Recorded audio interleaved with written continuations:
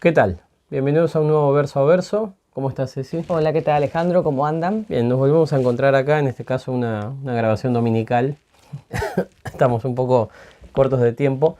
Pero bien, vamos a ir con una nueva poeta. En este caso, como ya habrán visto en el título, nos toca hablar de Alejandra Pizarnik. Poeta que muchos nos han pedido, ¿no? Es verdad, es uno de los primeros pedidos. Cuando ya teníamos los primeros programas ahí grabados, recuerdo que Es conocidos. una nos poeta habían- muy querida en Argentina Es y verdad. muy conocida, mucho más que otros poetas. Hasta más conocida que leída, diría yo. Puede ser, Puede suele ser, pasar puede con la ser. poesía. Sí, sí, a veces sucede. Bien, ¿qué podemos decir de Alejandra Pizarnik? Alejandra nace en 1936, muere en 1972, sí, en 1972. Es hija de padres ucranianos judíos que emigran hacia la Argentina. En realidad el nombre era distinto, perdón, el nombre no, el apellido. El apellido era algo así como Pozarnik y se deforma como le solía pasar a los inmigrantes en aquella época. Alejandra estudió filosofía y letras, también estudió pintura en un momento de su vida. No terminó la carrera de filosofía y letras. Eh, Residió en Francia entre 1960 y 1964 y estudió ahí historia de las religiones y bueno, por supuesto literatura francesa. Era una gran lectora, Pizarnik.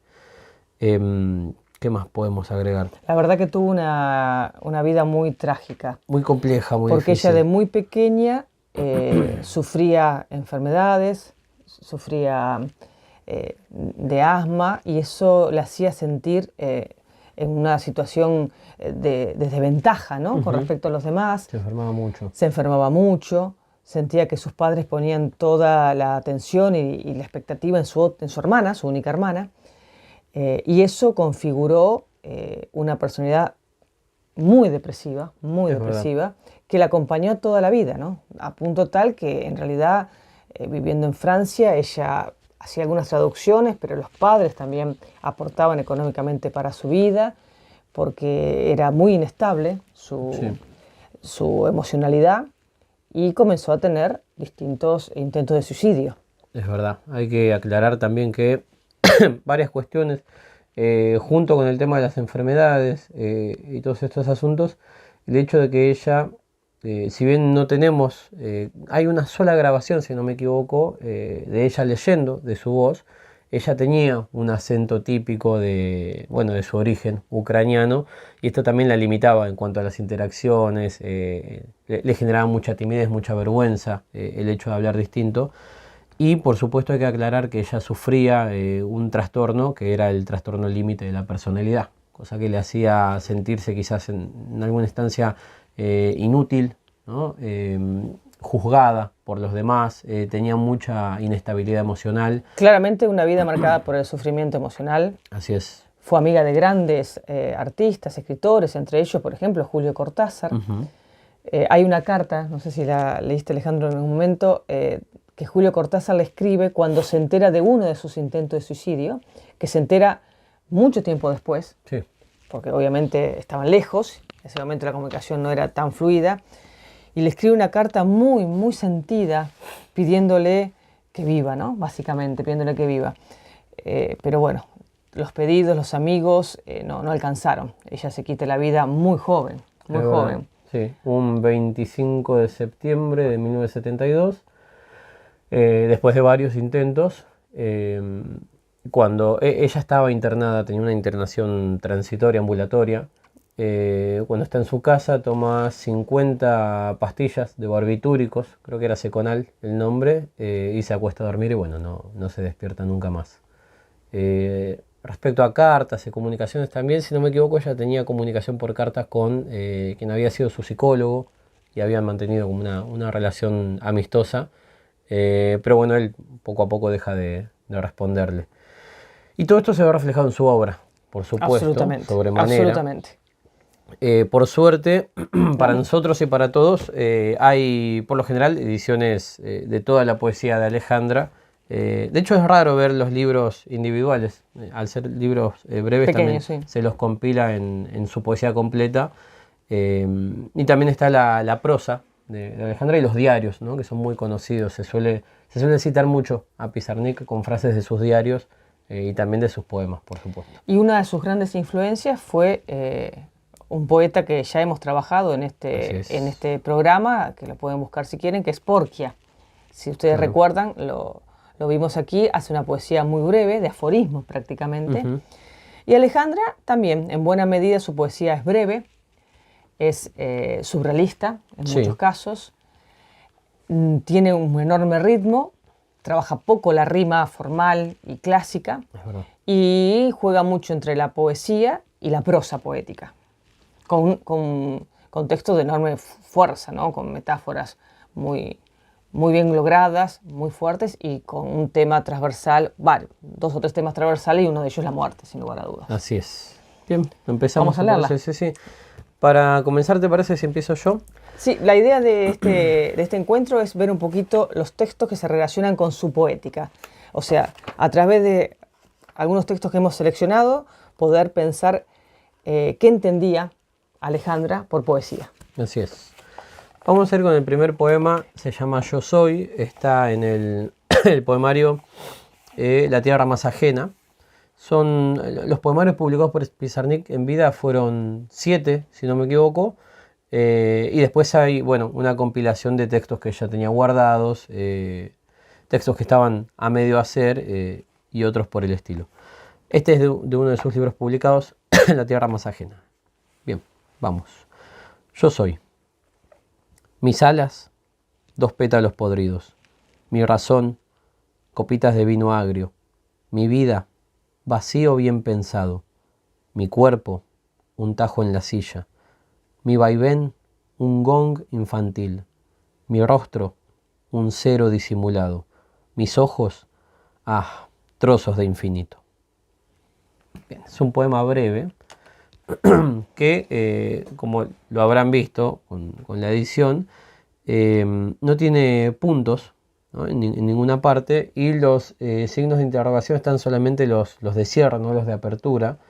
Esto se ve en varios de los poemas de Pizarnik, la cuestión de la puntuación, y que no es porque, la puntuación a veces no se respeta, no porque ella no sepa puntuar, porque sabe y lo demuestra en varios poemas, sino que es algo adrede, ¿no? Es algo a propósito que podrá tener una finalidad o no, pero no es accidental. De hecho, esos primeros versos en preguntas empiezan en minúscula, dando la idea de que es el cierre de una pregunta, o sea, como está lidida el comienzo de esa pregunta, ¿no? También, sí. Bien, y vamos a ver que se pregunta por sus distintas partes, Alejandra, ¿no? Y todas las respuestas son casi algo negativo, ¿no? Mis alas, 2 pétalos podridos, ¿no? Inservibles, inútiles.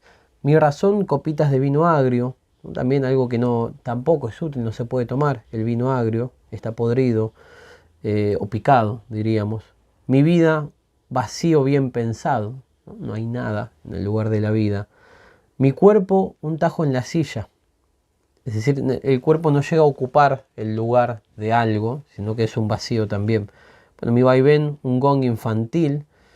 Mi rostro, un cero disimulado, ¿no? El cero también, representando la nada, pero de forma disimulada. Es decir, no es lo aparente, aunque en el fondo sí, no hay nada ahí. Pero el remate, al final, en los últimos 2 versos, mis ojos, trozos de infinito, ¿no? Es decir, en los ojos uno podría encontrar en Alejandra, según este poema, todo lo que es en realidad, ¿no? El anhelo, ¿no? El anhelo frustrado, en su caso, el anhelo de infinito. Sí. Y aparte lo empieza con una interjección, ¿no? Como un suspiro. Ahí donde encuentra por ahí el deseo profundo en trozos de infinitos. Así es, que es quizás lo que hay en los ojos, a donde miran los ojos, ¿no? Claro. Al infinito. Bien, eso como para empezar. ¿Te parece si vas vos, Ceci, y vamos? Bueno, yo tengo acá un texto muy conocido de ella, pero creo que si queremos hablar de lo que ella es y de su poética, es ineludible, que es la palabra que sana. Y dice así, la palabra que sana. Esperando que un mundo sea desenterrado por el lenguaje, alguien canta al lugar en que se forma el silencio. Luego comprobará que no porque se muestre furioso existe el mar, ni tampoco el tiempo. Por eso, cada palabra dice lo que dice, y además más y otra cosa. En realidad es una prosa poética, no está organizada en versos, tiene claramente mucha musicalidad y condensa un contenido muy fuerte. Y de acá pone la palabra en el lugar de la sanación, ¿no? La palabra que sana. Casi como una salvadora la palabra, ¿no? Sí. Y empieza esperando que un mundo sea desenterrado por el lenguaje. Alguien canta en el lugar en que se forma el silencio. O sea, hay un personaje, hay un alguien que está en estado de espera. ¿Y que está esperando? Que el mundo sea desenterrado por el lenguaje. O sea, este lugar de la palabra creadora, que es un lugar arquetípico, es un lugar que se encuentra en muchas mitologías, ¿no? La palabra como creadora del mundo. Entonces, acá hay alguien, ¿sí?, en ese lugar originario, aún antes de que se cree el mundo por el lenguaje, esperando. Y ese alguien canta. O sea que podemos pensar que es el creador, ¿no? Sí. Alguien canta el lugar en que se forma el silencio. O sea, lo primero que crea es el lugar en que va a estar el silencio. O sea, lo opuesto a la palabra. Claro. Lo opuesto inevitable, ¿no? Lo opuesto como necesidad de que exista lo otro. Sin el silencio no hay palabra. Como complemento. Como complemento, si se quiere. Sí. Y ese alguien que está creando ese lugar y esperando la creación, luego, dice, comprobará que no porque se muestre furioso existe el mar, ni tampoco el mundo. No son las pasiones lo que crean, ¿no? Es la palabra. No es la furia, no es la violencia lo que crea, es la palabra. Por eso, o sea, y acá viene como una conclusión, o sea, en consecuencia de ese intento creador, de esa espera, de ese descubrimiento del poder de la palabra, dice, por eso, cada palabra dice lo que dice y además más y otra cosa. Si yo acá siempre veo la gran definición de la poesía, ¿no? Es verdad. La gran definición de la poesía. Esta definición la trajiste cuando dimos el taller de porque me parece que es la mejor definición de poesía. La palabra dice lo que dice, o sea, lo que podemos encontrar en un diccionario, lo que podemos conocer todos, pero además dice más, y ahí está la poesía. Claro. Puesta a accionar la palabra en ese entorno poético, dice más. Dice además más y otra cosa, o sea, un poco más, que es lo difícil de explicar, lo difícil de transmitir, el límite del lenguaje en donde juega la poesía, para poder decir aquello indecible. Y acá está Alejandra explicándolo poéticamente. Sí, no, ese final es excelente, ¿no? Porque deja la puerta abierta además, ¿no? Tal cual, y evidentemente es una forma de mostrar su poética. Eso entiende Alejandra con el lenguaje, por eso lo fuerza todo el tiempo, lo pone al límite todo el tiempo, ¿no? Ella reflexiona constantemente sobre el lenguaje. Todo el tiempo, es uno de los temas, sí. Y bueno, no lo voy a traer acá, porque no recuerdo tampoco cuál es el poema, pero hay un poema donde dice que ella es como de otro mundo, y esto está muy presente, ¿no? El tema de los mundos y él acá, el lenguaje que la lleva más allá. Bueno, un poema que nos estamos saltando es uno que mencionamos al inicio de todo este ciclo de verso a verso, que era un poema sin título. Lo traigo a colación para mencionarlo nada más, ya el público lo conoce, que es en El árbol de Diana, el poema 13, explicar con palabras de este mundo que partió de mí un barco llevándome, ¿no? Es el lenguaje de este mundo intentando comunicar lo que está más allá. Lo que está más allá. Y eso es una constante en Alejandra. Es la definición de poesía que ella... Yo creo que estos dos textos son la definición por parte de ella. Bien, vamos con el siguiente. En este caso, el poema Cenizas, donde lo tengo, que es del libro de las aventuras perdidas, el poemario. Ahí está, Cenizas. Tiene en realidad también otro poema que se llama Cenizas, que creo que está... no recuerdo en cuál libro, pero tiene otro, pero este es de las aventuras perdidas. Que también va a estar la palabra presente constantemente. Bien. Cenizas. Hemos dicho palabras. Palabras para despertar muertos. Palabras para hacer un fuego. Palabras donde poder sentarnos y sonreír. Hemos creado el sermón del pájaro y del mar. El sermón del agua. El sermón del amor. Nos hemos arrodillado y adorado frases extensas, como el suspiro de la estrella, frases como olas, frases con alas. Hemos inventado nuevos nombres para el vino y para la risa, para las miradas y sus terribles caminos. Yo ahora estoy sola, como la vara delirante sobre su montaña de oro, arrojando palabras hacia el cielo, pero yo estoy sola y no puedo decirle a mi amado aquellas palabras por las que vivo. Bueno, una gran presencia, ¿sí?, de las palabras acá. Vamos por partes. Empieza, hemos dicho palabras, ¿sí? Es decir, se dice, se habla. Palabras para despertar muertos, para hacer un fuego, ¿no? Y palabras donde poder sentarnos y sonreír. Palabras para despertar muertos, bueno, ahí ya está el poder, ¿no?, de las palabras, lo mágico, para hacer un fuego también. A ver, el fuego trae el calor, ¿no? Representa también en parte la vida, el resguardo, ¿no? Y levantar muertos tiene que ver, es decir, traer las cosas a la vida de vuelta, darles calor. Y por último, donde poder sentarnos y sonreír, es decir, donde establecer un lugar seguro de felicidad. Hemos creado el sermón, ¿no?, del pájaro, del mar, del agua, pero sobre todo del amor. Porque, o sea, darle palabra a lo que no tiene palabra. Claro, porque acá hay un otro, ¿sí? Alejandra está hablando de nosotros. De hecho, ella al final menciona que está sola, pero juntos, entre dos, se crea eso, ¿no? El lugar de seguridad, el lugar del calor, del amor, de la vida. Por medio siempre de las palabras. Nos hemos arrodillado y adorado frases extensas como el suspiro de la estrella, frases como olas, frases con alas. Acá viene la adoración en torno a lo que se ha dicho, ¿no?, a esa expresión, a esa puesta en palabras del amor, de la vida, del calor, del refugio. Hemos inventado nuevos nombres para el vino y para la risa.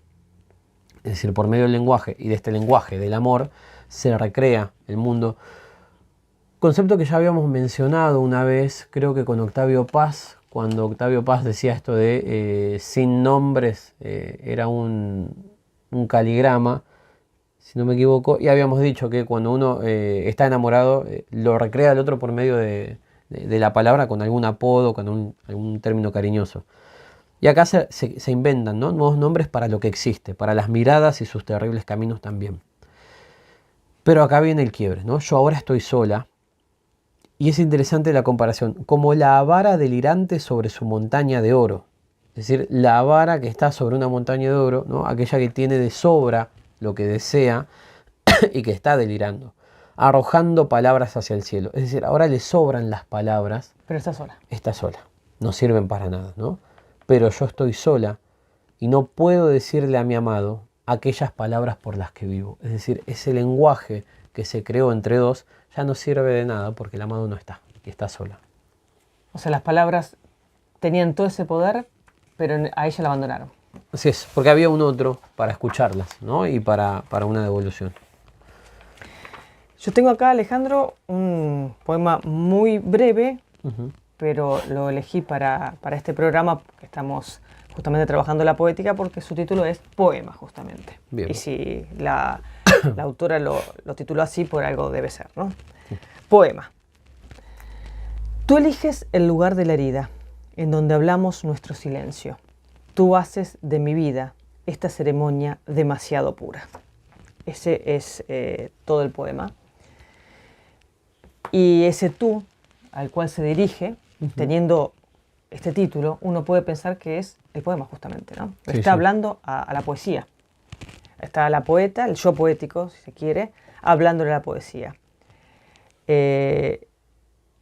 le dice que tú eliges el lugar de la herida en donde hablamos nuestro silencio. O sea, le da casi una entidad, o sea, claramente lo personifica, una entidad separada a la poesía de la poeta misma, y es la poesía misma la que le indica a Alejandra dónde hablar, ¿sí? Y lo que habla es el silencio, o sea, dónde poder quebrar el silencio con la palabra. Insiste, tú, poesía, haces de mi vida esta ceremonia demasiado pura. Y acá impacta el demasiado, ¿no? ¿Cuál es el grado de pureza que se puede sostener? Y la poesía parece mostrar, ser parte de una ceremonia que es difícil de sostener para la poeta. Hay demasiada pureza, demasiada intensidad, si se quiere. Sí, ¿por qué no? Y y eso le expresa. Poemas. Evidentemente Alejandra es una poeta que ha vivido la poesía de una manera muy intensa. Sí, muy intensa. no recuerdo por ahí algunas frases donde ella menciona, ¿no?, que en el centro del poema está el vacío, pero está ella también, y el vacío está dentro de ella, y es como que se funde con el poema, su persona y el vacío también y la palabra, ¿no? Pero sí, es como decimos, es muy fuerte la relación y la interacción que hay entre Pizarnik, la palabra, el poema y toda la creación en general. Sí, fíjate, como para cerrar, si querés, Alejandro, Sí. Siguiendo con estos textos que ella titula en relación a la poesía, hay uno que se llama La máscara y el poema, ¿sí? Uh-huh. Y dice: el espléndido palacio de papel de los peregrinajes infantiles, a la puesta del sol podrán, a la volatinera en una jaula, la llevarán a un templo ruinoso y la dejarán allí sola. Fíjate que sigue hablando del poema, Uh-huh. pero lo relaciona también con el ocultar, ¿no? Con la máscara. Sí. El espléndido palacio de papel de los peregrinajes infantiles. Casi lo pone la primera oración casi como un segundo título. Fíjate que es una oración sin verbo, Uh-huh. es una oración sustantiva nada más. Y lo pone en un lugar de juego, ¿no? De los peregrinajes infantiles. Así es. A la puesta del sol pondrán. Y ese pondrán lleva a un sujeto indefinido, pero podemos pensar en el poema también. A la volatinera en una jaula la llevarán a un templo ruinoso y la dejarán allí sola. No van a poder acompañar esa vida. La soledad también ahí presente. Totalmente, Siempre. totalmente. Sí, La soledad de Alejandra está en todos sus poemas. Bien. Yo Bueno. creo que para una primera aproximación, hasta acá estamos bien. Va a haber, por supuesto, un segundo programa de Alejandra, con mucho más, porque imagínense, es una cantidad inmensa de poemas. Y yo tengo uno muy bueno para la clase que viene, para el programa que viene. Y incursionar también un poquito en la prosa poética, ¿no? Sí, también. Vamos a tratar de ocupar el tiempo con la mayor eficacia posible. ¿Qué más? Bueno, algún comentario por ahí. Dejen comentarios. Nos interesan las críticas, los pedidos. Ya tenemos algunos haters, cosa que habla bien del programa, que por suerte nos miran, Claro. a pesar de dejar sus malos comentarios, nos miran. Así que por favor, haters, sigan comentando abajo. No les vamos a dar mucha pelota, pero ayuda al algoritmo de YouTube, como dirían los youtubers.